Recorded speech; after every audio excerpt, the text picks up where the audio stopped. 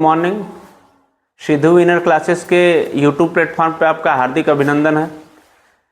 आज का जो हमारा सेशन है अवतल दर्पण के उपयोग के बारे में पढ़ेंगे, यूजेज ऑफ कनकेव मिरर के बारे में। ठीक है, कहाँ कहाँ अवतल दर्पण का यूज किया जाता है इसके बारे में पढ़ना है। देखिए एग्जाम में भी क्या होता है कि जहाँ जहाँ प्रयोग होता है, प्रश्न जहाँ से बनता है, ठीक है, या अब तक जहाँ से बना है उसी को हम पढ़ा रहे हैं। बहुत ही महत्वपूर्ण है, इसको देखते हैं। देखो हॉस्पिटल में आप लोग गए होंगे सभी लोग, तो हॉस्पिटल में इसका प्रयोग होता है किसका? अवतल दर्पण का। बात समझ में आ रही है? देखिए आँख में होता है इसका प्रयोग। कभी कभी निकट दृष्टि दोष या दूर दृष्टि दोष का संभवतः होता है तो उसमें अवतल या उत्तल लेंस लगाया जाता है। ठीक है, तो यहाँ पर भी होता है। कान में यूज किया जाता है, ठीक है, नाक में यूज किया जाता है, दांतों के प्रकार में यूज किया जाता है। ठीक है, कहाँ कहाँ यूज किया जाता है बेटा? आँख में, नाक में, दांत में। ठीक है, किसका प्रयोग किया जाता है? अवतल दर्पण का। आगे हम लोग आते हैं कि ब्यूटी पार्लर में देखिए जब पुट्टी पेंट वाला मामला होता है, पुट्टी पेंट वाला लड़की हो या महिला हो, बिना उसके नहीं चलता है। ठीक है, तो जब पुट्टी पेंट वाला मामला होता है, कभी आप लोग देखना कि जब महिलाएं या लड़की जो भी पुट्टी पेंट अपना करा रही है ब्यूटी पार्लर में, तो वहाँ पे क्या लगा रहता है? उत्तल लेंस लगा रहता है। ऐसा क्यों होता है? क्योंकि देखिए जब इधर पुट्टी पेंट होता है तो अगर सिंपल दर्पण रहेगा तो इधर उभरा हुआ सतह दिखेगा, तो सही से दिख नहीं पाएगा, मतलब एक तरफ ज़्यादा हो जाएगा एक तरफ कम हो जाएगा। इससे क्या होता है कि दिखता है, मतलब कि पूरा जिधर जिधर लगाएंगे आप पूरा अच्छे से दिखेगा अवतल दर्पण में। कभी कभी जिसकी शादी उदी हुई है, घर में देखना, नई नई शादी हुई है जिसकी, तो सिंगरदान उंगरदान मिला होगा, उसमें महिलाएं क्या करती हैं, थोड़ा शीशा उसा रखी रहती हैं जी, छोटा सा, उसमें देखती हैं, अपना मेकअप वेकअप करती हैं। ध्यान से देख लेना उसको, वो अवतल लेंस होता है। क्या होता है? अवतल दर्पण। क्या होता है? अवतल दर्पण। ठीक है, पता चल गया कहाँ कहाँ यूज होता है। तो ठीक है, लड़कियां हमारे ऊपर नाराज़ हो गई कि सर जी बस पुटिया पेंट की बात कर रहे हैं। लड़कों के लिए भी है कि जब आप सैलून में जाते हैं या दाढ़ी ओढ़ी बनाने या मूछ काटने के काम में आता है, तो जो दर्पण का प्रयोग होता है सिंपल दर्पण नहीं होता है। कौन सा दर्पण होता है? अवतल दर्पण। ठीक है, बराबर मामला हो गया ना, किसी को नाराज़ होने की ज़रूरत नहीं है।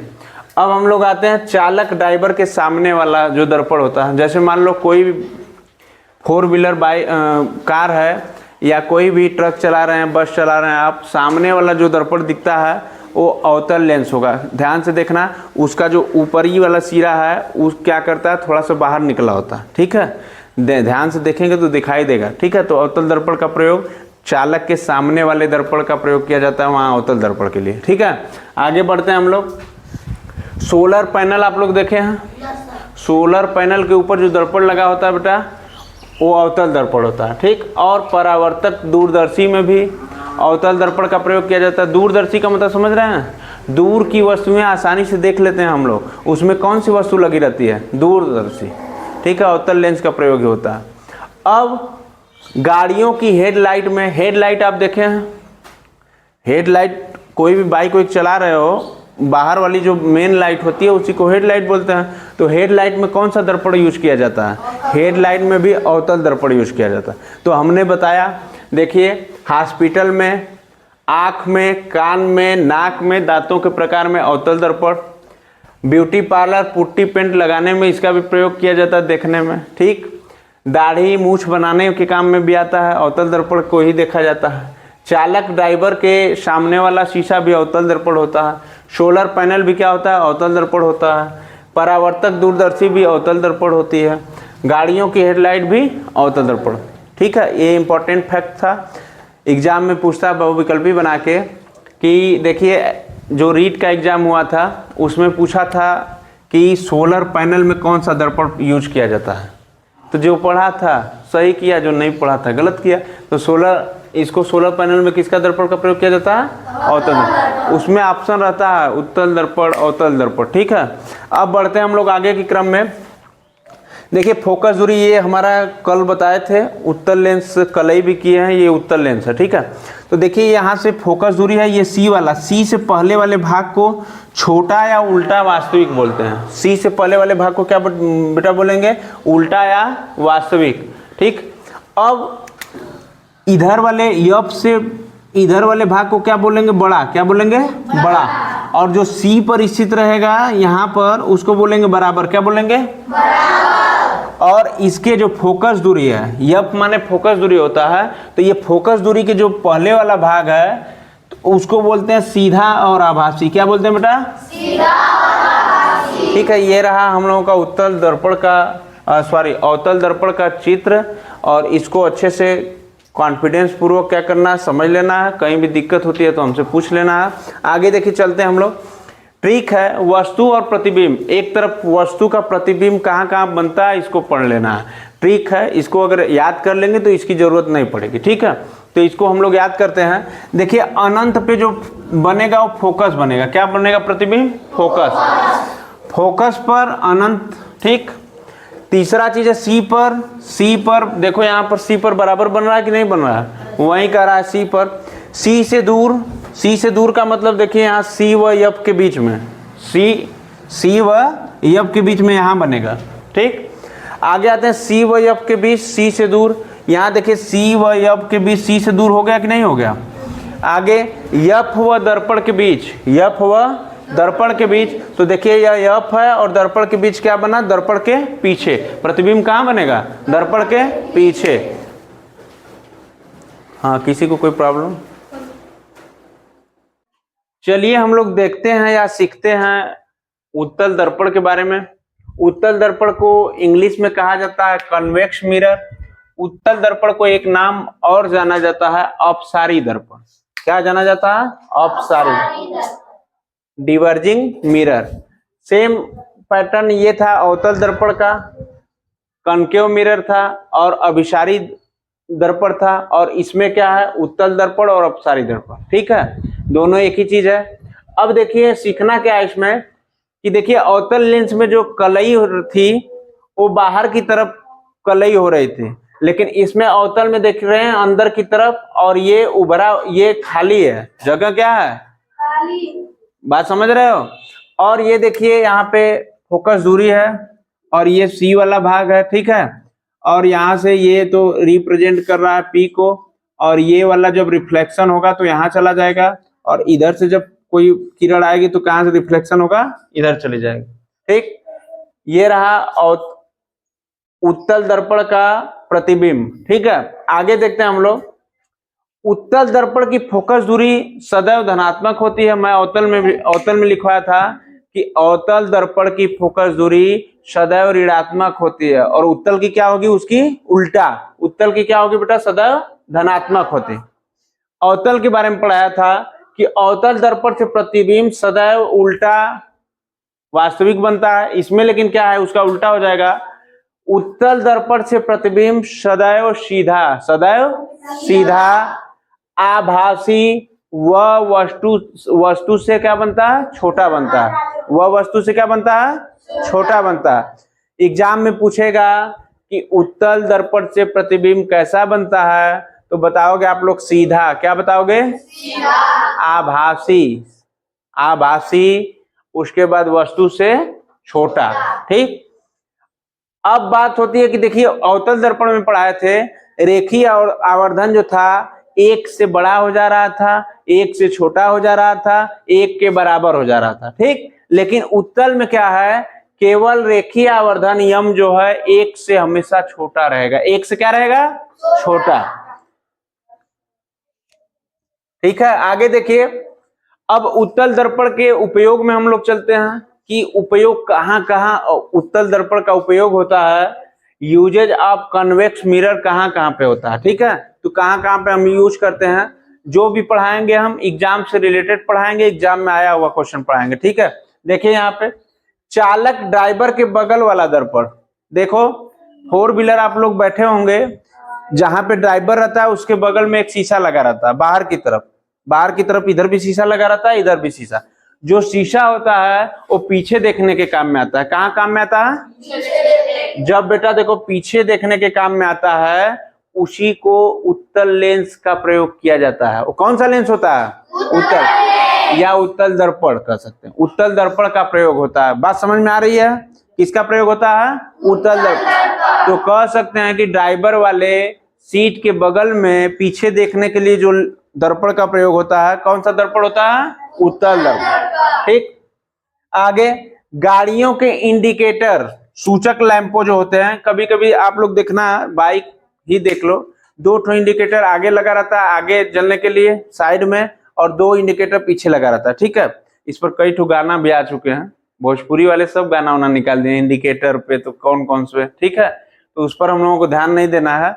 ध्यान यहाँ देना है कि जो इंडिकेटर होता है उसमें कौन सा दर्पण यूज किया जाता है? उत्तल दर्पण। कौन सा दर्पण यूज किया जाता है? उत्तल दर्पण। अब हम लोग आते हैं परावर्तक लैंपों में, जो रिफ्लेक्टिंग लैंप होता है, जो रिफ्लेक्ट करता है, उसमें कौन सा लेंस प्रयोग होता है? उत्तल दर्पण का प्रयोग किया जाता है। किसका प्रयोग किया जाता है? उत्तल दर्पण। अब देखिए छोटे दुकानों में चोरी से बचने के लिए, छोटे दुकानों में चोरी से बचने के लिए कैमरे लगाए जाते हैं। ठीक है।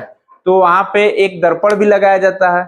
उस दर्पण का क्या नाम होता है? उत्तल दर्पण। क्या नाम होता है? उत्तल दर्पण। कभी कभी छोटी छोटी दुकानों में जाना आप लोग, वहां पे एक दर्पण लगाया जाता है, उत्तल दर्पण होता है, कि जो दुकानदार क्या करता है, अपने सामने लगाता है और पीछे की वस्तु को देख लेता है कि कोई चोरी नहीं कर रहा है। बात समझ रहे हो? दुकानदार बहुत तेज होते हैं। आप लोग सोच रहे हैं कि जाएंगे कुछ उठा लेंगे पता नहीं चलेगा, लेकिन दुकानदार उत्तल लेंस लगाया रहता है। कभी देखना दुकान में जाना, छोटी दुकान में एक उत्तल दर्पण रखा रहेगा, और दर्पण क्या करता है कि पीछे वाला चीज आसानी से जो कुछ काम होता है सब देख लेता है। उसको बोला जाता है छोटी दुकान का कैमरा। क्या बोला जाता है? छोटी दुकान का। बात समझ में आ रही है? अब ये हम लोग उत्तल दर्पण भी पढ़ लिए। अब आगे क्या पढ़ेंगे बेटा? समतल दर्पण। तो आइए देखते हैं हम लोग समतल दर्पण के बारे में।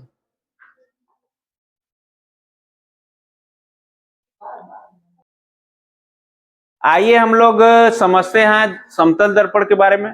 समतल दर्पण को इंग्लिश में कहा जाता है प्लेन मिरर। क्या कहा जाता है? Plane mirror. और हम लोगों को सबसे अच्छा भी लगता है समतल दर्पण। ठीक है। तो इसमें देखते हैं क्या अच्छा है। समतल दर्पण की फोकस दूरी व वक्रता त्रिज्या अनंत होती है। ठीक है। समतल दर्पण की फोकस दूरी और वक्रता त्रिज्या क्या होती है? अनंत होती है। दूसरा, समतल दर्पण की क्षमता शून्य होती है। क्षमता इसकी क्या होती है बेटा? शून्य होती है। इसको कैसे ज्ञात करते हैं? देखिए P बराबर 1/f। 1/f, f का मतलब फोकस दूरी, तो P बराबर फोकस दूरी हमारी क्या है? अनंत होती है। तो P बराबर 1 बाई क्या होगा? फोकस दूरी अनंत हो जाएगी। तो 1 बाई अनंत कोई चीज लिखी जाती है कोई वस्तु को, तो P बराबर क्या हो जाएगा? 0। 1 बाई अनंत मतलब 0। ठीक है। आगे बढ़ते हैं हम लोग। समतल दर्पण में प्रतिबिंब दर्पण के ठीक उतना पीछे बनता है जितना आगे वस्तु रख दी गई है। अब देखिए समतल दर्पण के आगे दूरी पर आप किसी वस्तु को रखिए या खुद खड़े हो जाइए। ठीक है। अब पुट्टी पेंट का मामला नहीं है। सिंपल घर में हम लोग जो दर्पण देखते हैं, सिंपल दर्पण देखते हैं ना, दीवार में लगा देते हैं, वो समतल दर्पण हम लोगों का दिखता है। उसमें क्या होता है कि दायां बायां दिखता है, बायां दायां दिखता है। बाकी दूरी में क्या होता है कि मैं अगर 5 सेंटीमीटर की दूरी पर खड़ा हूं, मैं अगर 5 सेंटीमीटर की दूरी पर खड़ा हूं, तो उसमें जो प्रतिबिंब बनता है 5 सेंटीमीटर की ही दूरी पर बनता है। ठीक है। उसमें देखो कोई लड़की होती है या कोई महिला होती है, नाक में पनी रहेगी इस नाक में। ठीक है। तो जब दर्पण देखती है तो इस नाक में दिखता है कि नहीं दिखता? और लेफ्ट को राइट, राइट को लेफ्ट दिखता है। अब आगे हम लोग देखते हैं कि समतल दर्पण में वस्तु की दूरी प्रतिबिंब की दूरी क्या होती है? आपस में बराबर होता है। देखो वस्तु को हम वेग v से प्रदर्शित करते हैं और प्रतिबिंब को u से, तो v बराबर क्या होता है? u, जैसा कि हम अभी बताए हैं। आगे समतल दर्पण में प्रतिबिंब का आकार सदैव वस्तु के आकार के बराबर बनता है। आकार जितना बड़ा रहेगा, जितना मोटा रहेगा, जितना ऊंचा रहेगा, उतना ही दर्पण में हमको क्या करता है? दिखता है। तो I बराबर क्या हो गया? 0।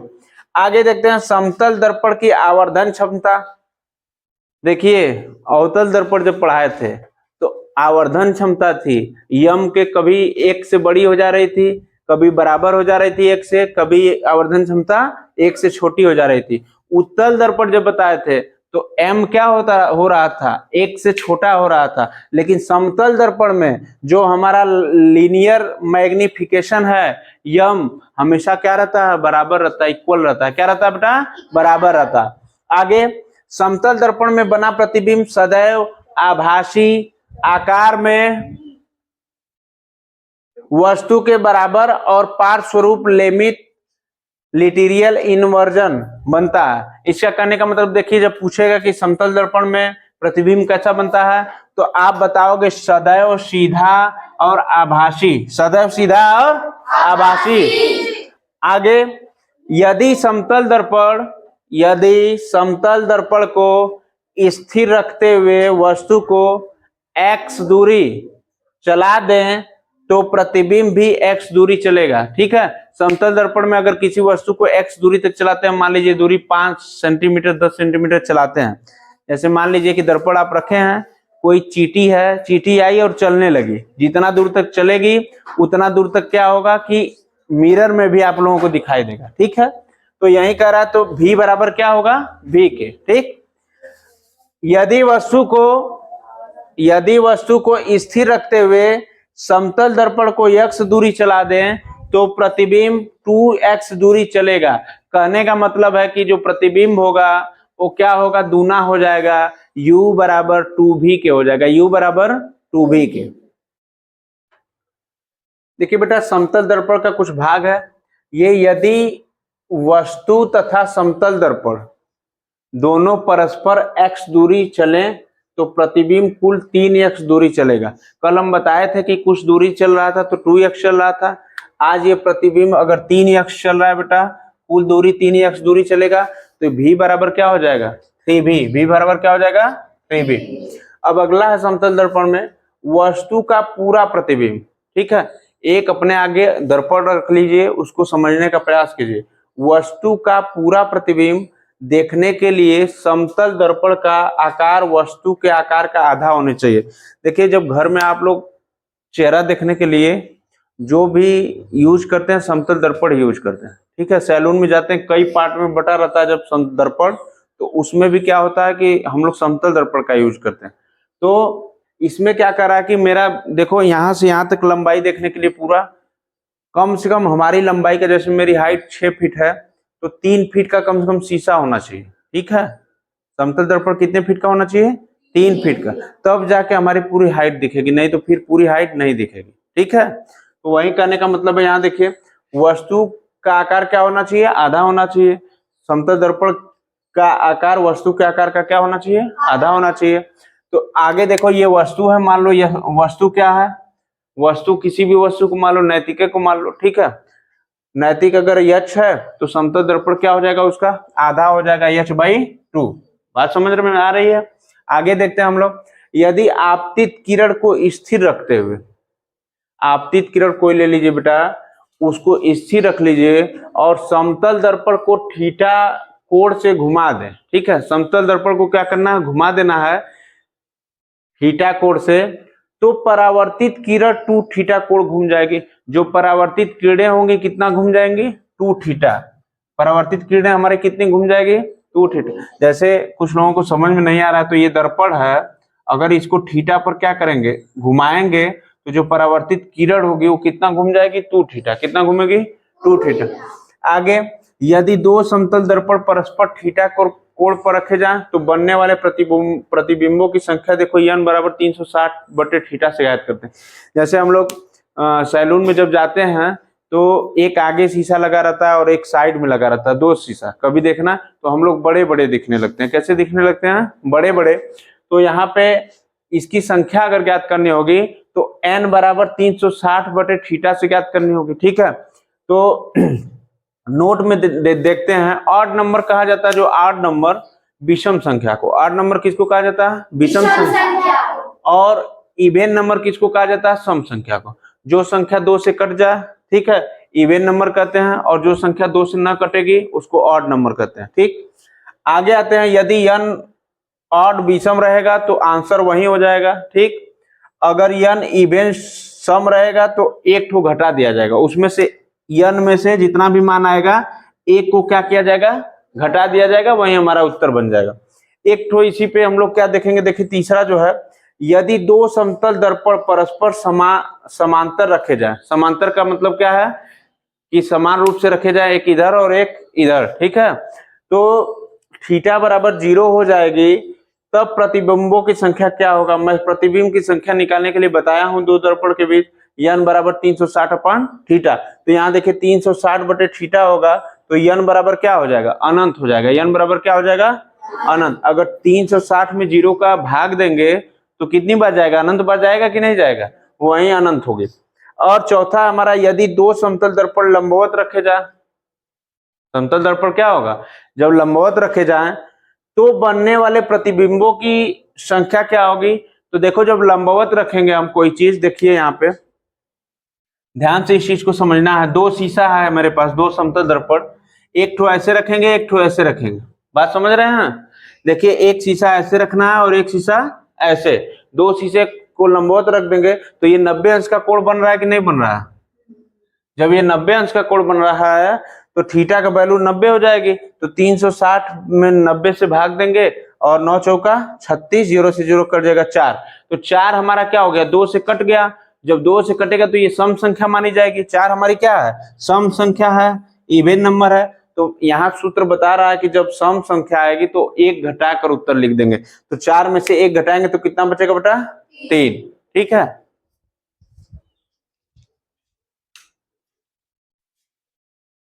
देखिए हम लोग समझते हैं कि समतल दर्पण का उपयोग क्या होता है, ठीक है, यूज क्या होता है दैनिक जीवन में।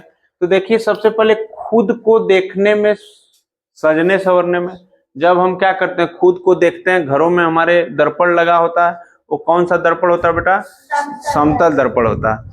देखो एक चीज और है कि हम आईने में खुद को देखते हैं, तो साइंस भी कह रहा है कि हम देखते हैं तो सजने संवरने के लिए, लेकिन जब भी आईना देखा करो तो एक चीज और सीखा करो कि आईने में जो चीज देखना है हमको, हमारे अंदर के कमियों के देखना है, क्या कमी है हमारे अंदर, या हमारे अंदर कितना घमंड है, ठीक है। इस चीज को, कमियों को दूर करने के लिए दर्पण देखा जाता है। आजकल दर्पण किस लिए देखा जा रहा है बेटा, सजने और संवरने के लिए, ठीक है। परिदर्शी दूसरा नंबर है, परिदर्शी पेरिस्कोप, ठीक है, बनाने में इसका उपयोग किया जाता है। परिदर्शी में दो समतल दर्पण परस्पर 45 डिग्री के कोण पर बने होते हैं, ठीक है।